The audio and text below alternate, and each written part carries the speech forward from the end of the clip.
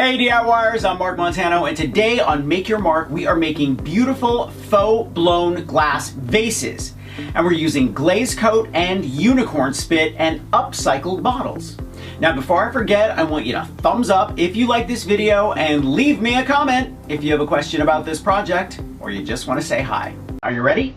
Let's make some faux blown glass vases.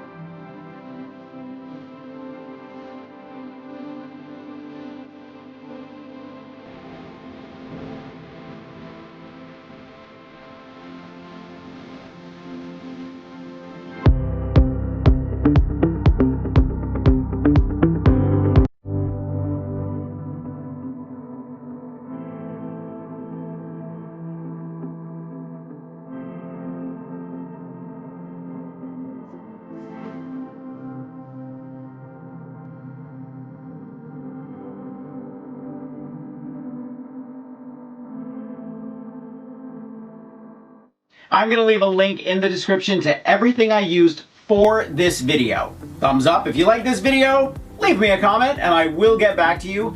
Make sure to subscribe to my channel and press that notification bell so you know when I have a new video. Grab a copy of the Big Ass Book of Crafts and I will see you next week. Bye.